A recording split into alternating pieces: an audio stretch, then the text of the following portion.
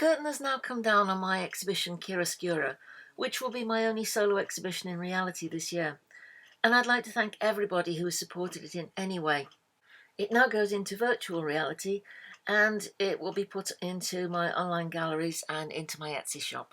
Here's a reminder of the exhibition.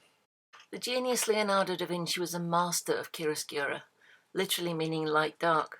As a lifelong fan of Leonardo, I used chiaroscuro as the theme. It started with examples of light and dark in day and night, as well as images from my time as an art student when I first discovered his work, plus this painting of the tree bridge that he designed and was grown at his last home in France. There are so many different lights to portray, so I've explored a whole range in this collection.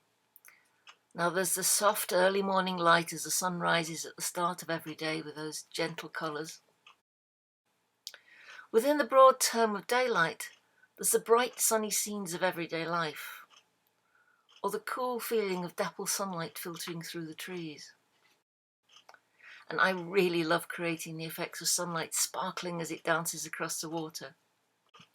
Anyone who knows my work will not be surprised to find that there are a number of swans gracefully gliding through this section. Or there's the hazy effect of light in the mist in this tribute to Monet, or the crispness of sunlight shining onto snow in a chilly winter morning. The days end with the incredible range of light effects and colours as that sun sets below the horizon and daylight gives way to nightlight, with its own special effects of starlight and moonlight. Within the darkness of the night, there's the stunning light shows of the aurora borealis and aurora australis, otherwise known as northern and southern lights. We were so lucky this year to have them visible on the northwest coast of England, so obviously I was inspired to create the northern light shining on another place in this pastel drawing. Now, I know that light and dark, especially the dark, can conjure up strong emotions. So I've included some pastel drawings where I'm using strong lights playing in the darkness to create magical, mystical effects. We never know what's hiding in the darkness, when it will emerge and then disappear again.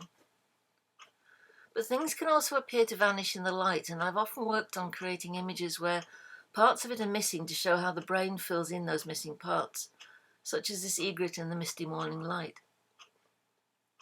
This inspired me to work on this set of images of our vanishing wildlife where, unfortunately, it's the subject as well as the image that's disappearing. For example, these watercolours are the endangered polar bear whose white fur seems to vanish into the white snow of its ice cap home, which is also melting. Or the hedgehog whose numbers are dwindling, portrayed in this pastel drawing in his woodland setting, which unfortunately is also disappearing. Now lights can be man-made, so I've included some stars in the spotlight, starting with pencil drawings of the graceful and elegant ballet stars. Obviously the final one had to be from Swan Lake. As well as this colourful tribute to Liverpool, hosting this year's Eurovision Song Contest with a selection of artists performing in the competition. Starlight concludes with portraits of famous faces. Plus there are many examples of people and pets for portrait commissions. Just so that you can see the accuracy of the people and pet portraits, there's a file of photos for you to consult to see the original images from which I've created those portraits. Although the exhibition has closed, you can still see and purchase items because all the unsold works will now be transferred over to my Etsy shop. Thank you.